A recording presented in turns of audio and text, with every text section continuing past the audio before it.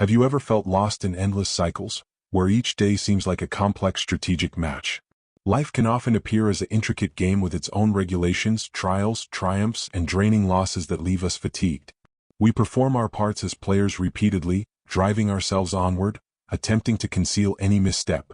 Yet, it is in these exact moments of weariness and difficulty, in the ache, crisis, losses, or solitude, that we begin to question, why do I treat life with such gravity?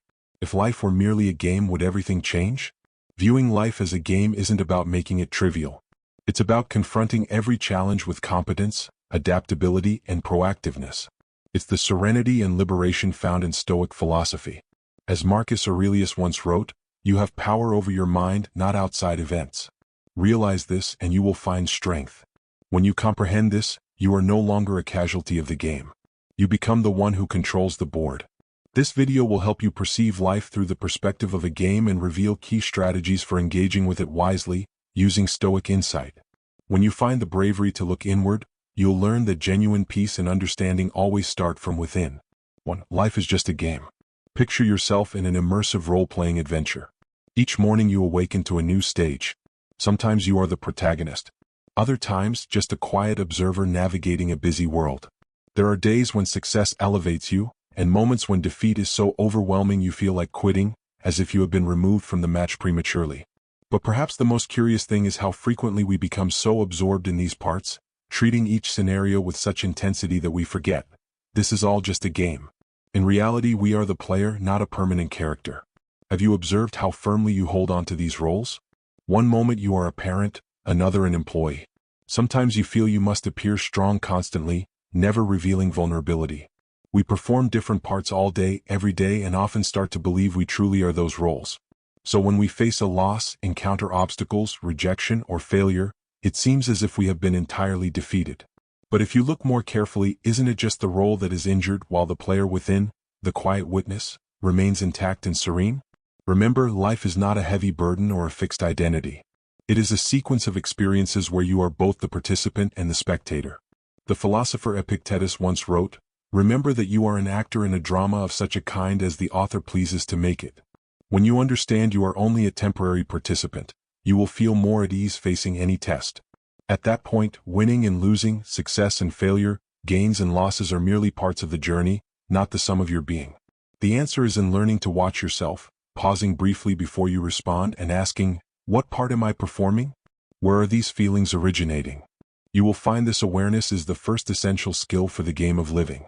Instead of fighting or becoming entangled, take a small step back, observe the role, and acknowledge yourself as the player, not a fixed character. Then you will be free to advance, change parts, adjust, and find calm amid all the challenges life presents. 2. There is no final destination. From a young age, we've all had a specific image of a finish line impressed upon us. Graduate, get married, have children, get promoted, buy a house, and then continue racing toward new goals. It's as if life is just a checklist of duties to complete, a report card you must constantly fill out flawlessly and quickly to keep pace with others. But when you actually stop, perhaps late at night after a long day, or when you're confronting failure, heartbreak, or even in moments of so-called great achievement, have you ever felt hollow, disoriented, and wondered, after all this, where am I truly going? The answer is strikingly simple. There is no ultimate finish line. There is no final victory, no stopping point, and no one is going to approach you, pat you on the back, and say, "Congratulations, you've completed life." This game continues. Its entire meaning is found in how you live and feel each moment, in every setback, every new attempt, every small joy, and even in the lingering pain. As the philosopher Alan Watts, sometimes called the philosophy artist, once said, "The meaning of life is just to be alive." It is so plain and so obvious and so simple. The real value isn't at some distant finish line we never actually reach, but in every step we take along the path. Stoic philosophy reminds us that the present is the only thing truly worth living for and cherishing. Not tomorrow, not the glories of the past. We waste so much time agonizing over what's already happened or worrying about what's yet to come, only to miss the one moment we actually possess, this moment. The solution isn't to stop striving, but to shift your focus from the outcome to the process. Ask yourself right now, what am I actually feeling? What is there to be grateful for, to experience? Whether it's just a morning coffee, a sudden smile, or even disappointment and anxiety, that is the real game. And it's the deepest awakening Stoicism offers you. Live as if each moment is your only objective, because there is no finish line. No one finishes first. In this game, your life is still unfolding right now. 3. Pain is part of it, but not all of it. When you were a child, you likely played games where every fall and scrape was simply part of the fun. Sometimes you even counted how many times you fell down. But as you grew older, the game became more serious, and each pain seemed to carry more significance, quietly accumulating. Have you ever wondered if that pain is truly an adversary or just a natural rule of the game, a level that everyone must pass through? How you face it is what truly matters. You might find yourself struggling on life's playground, rating your pain after every setback, losing a job, heartbreak, or personal disappointment. Pain is inevitable. But suffering, the sense of unfairness, regret, self-blame, is the story we, the players, add to the script ourselves. Pain says, "This hurts." Suffering says, "This shouldn't be happening." Pain reminds you that you're alive, that you can feel. Suffering appears when you think reality should be different, when you resist what is. Painful emotions are signals, not your fundamental nature. You have the right to feel hurt, but you don't have to identify with that pain. Just like in a game, you are not the wound on your character. You are the one holding the controller, the one choosing how to react. When you accept that pain is part of the game, you open yourself to genuine freedom, the power to choose your response instead of being overwhelmed by emotion. Try pausing for a moment. Notice your feelings. Watch them pass by like a new level in a game, not the conclusion of everything. Every pain, every failure is a message for you to understand yourself more deeply, to grow stronger. That's why Stoic philosophers practiced accepting their emotions, moving away from a victim's narrative to become the active player who continues forward. Have you ever wondered if you could be gentler with yourself? If you could turn each stumble into an opportunity, how different might life feel? 4. Play with lightness and flexibility. Have you ever noticed that in video games, the real key to overcoming a difficult level is often your ability to reset, change tactics, or switch characters? Yet in real life, we so often lock ourselves into an old image. The serious one, the strong one, the person who must always be in control. We forget that, just like in any game, true strength lies in being adaptable. Some days you're the resilient warrior, but other days you need to become the quiet observer or simply a regular companion. Who says you can't switch roles? Who says you must be the same person you were yesterday, last year, or according to outdated expectations that may no longer fit you? You are under no obligation to be the same person you were 5 minutes ago. Life never demands you remain fixed to one identity, one personality, or one old story. That's just one level you've completed, not the entire game. We often fear being labeled fake or inconsistent when we change our views or try a different way of responding. But consider Robert Downey Jr., a living example of the power of adaptation. From a young star who shot to fame, then spiraled into scandal, Downey wasn't afraid to reset. He went through rehab, faced Hollywood's rejection, but courageously stepped into a new role, not just as Iron Man but as a symbol of rebirth. He accepted challenges, owned his mistakes, started over from scratch, and wasn't afraid to rebuild his life. Or look to Epictetus, who went from slave to revered teacher. If you cling to an old version of yourself, you'll remain stuck. But if you dare to switch roles and try a new response, you'll finally be playing life to its fullest, opening doors you never knew existed. If you find yourself exhausted, lost, or confused, don't rush to self-blame. Don't force yourself to keep playing a part you've grown tired of. Try playing differently.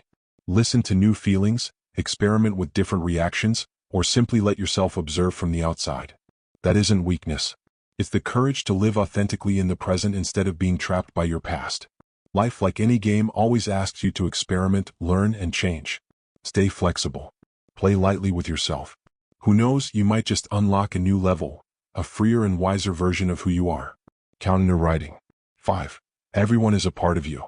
Have you ever noticed that in every game you play, it's your opponent who pushes you to improve? On this chessboard called life, everyone we meet seems to be playing a different part. Sometimes we get tense, react defensively, or feel annoyed with others, viewing them as obstacles or rivals to defeat. But in those rare quiet moments when the noise fades, ask yourself, what if they're just another player navigating their own rules, tasks, and worries just like I am? In this game, no one is truly separate. The person across from you might be wearing a different mask. A demanding boss, a distant parent, a competitive colleague, or even a stranger who bumps into you on the street. But behind each of those faces, isn't there the same human core? Someone who feels anxious, can be hurt, and longs to be seen, loved, and happy. As the saying goes, every person you meet is you wearing a different mask. If life really is one big game, then the people around you are just characters sharing the same stage. They react, they make mistakes, sometimes they hurt you. But in the end, no one is the final boss of resentment. Nobody truly wins if you're always keeping score. The truth is, this game becomes easier to play when you learn to see others as extensions of yourself. This isn't some distant moral theory, it's a practical strategy for living lighter and more peacefully each day. Try this simple practice. When someone annoys you, instead of reacting instantly, pause and ask, what if I were in their position? If this is just a game where everyone's learning to overcome their own obstacles, could I open my heart a little more? Tolerance and compassion begin with this realization. You stop seeing others as obstacles and start seeing them as fellow travelers on the journey. That's when you truly master your own game of life, by treating others as yourself, adding more kindness to this world, and releasing some of the defensiveness and resentment you've been carrying. 6. Don't control everything, accept surprises. Imagine yourself playing a game of Texas Hold'em with friends. You've mastered the strategies, calculated the odds, and you're holding a hand so strong you're confident of victory. Then suddenly the next card flips over, and in an instant, all your careful planning falls apart. Everyone has experienced this moment, not just in games but in real life. When you think everything is under control, the unexpected happens, leaving you confused and disoriented. But consider this. What makes games like poker, basketball, or video games so compelling to millions? It's the surprises you can't predict, the plot twists, the unexpected turns that make life an adventure. If everything always went our way, if we always knew the outcome in advance, the game would lose its excitement. Life operates on the same principle. It's the uncertainty, the shakeups, those moments that knock us off balance that keep us awake, learning, and constantly growing. So why do we keep trying to control every aspect of our lives? Why do we feel the need to plan every detail, only to despair when things don't go as hoped? Modern psychology research shows that people tend to overestimate their control over the world around them, and this illusion only increases stress, anxiety, and exhaustion. When you believe you must control everything, even the smallest surprise starts to feel like an enemy.